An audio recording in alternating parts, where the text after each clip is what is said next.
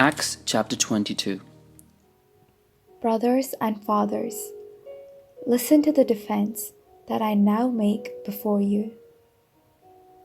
When they heard him addressing them in Hebrew, they became even more quiet.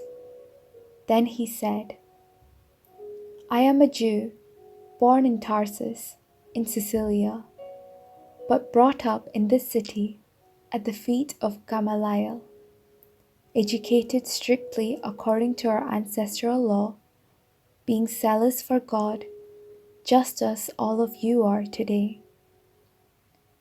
I persecuted this way up to the point of death by binding both men and women and putting them in prison, as the high priest and the whole council of elders can testify about me.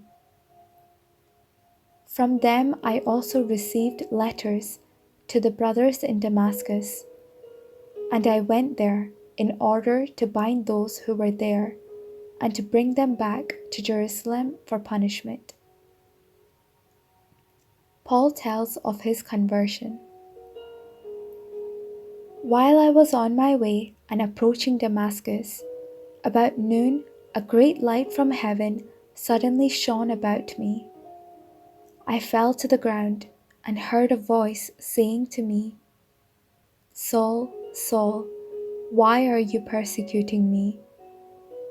I answered, Who are you, Lord? Then he said to me, I am Jesus of Nazareth, whom you are persecuting. Now those who were with me saw the light, but did not hear the voice of the one who was speaking to me. I asked, What am I to do, Lord? The Lord said to me, Get up and go to Damascus. There you will be told everything that has been assigned to you to do. Since I could not see the light because of the brightness of that light, those who were with me took my hand and led me to Damascus. A certain Ananias, who was a devout man according to the law, and well spoken of by all the Jews living there, came to me and standing before me, said, Brother Saul, regain your sight. In that very hour I regained my sight and saw him. Then he said, The God of our ancestors has chosen you to know his will and to see the righteous one and to hear his own voice.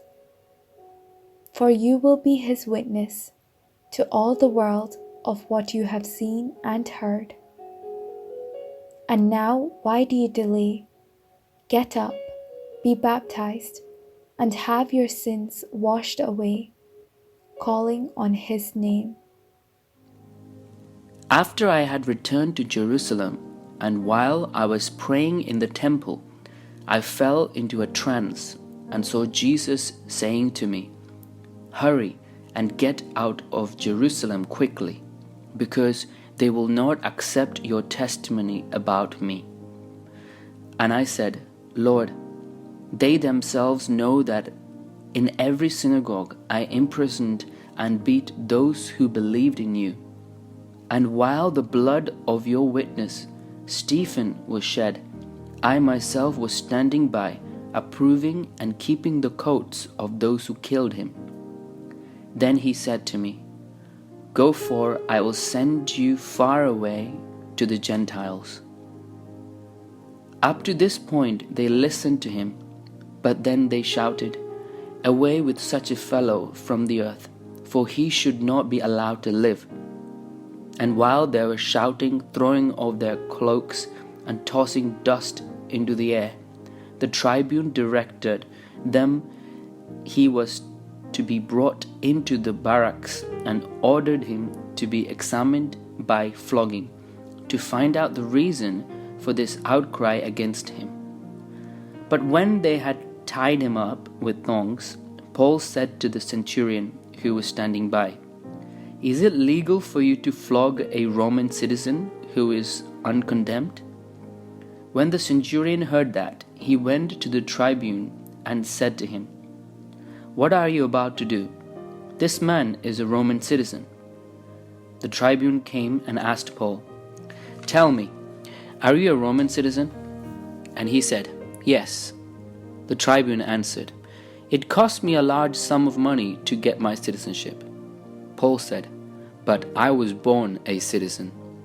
Immediately, those who were about to examine him drew back from him, and the tribune also was afraid, for he realized that Paul was a Roman citizen and that he had bound him.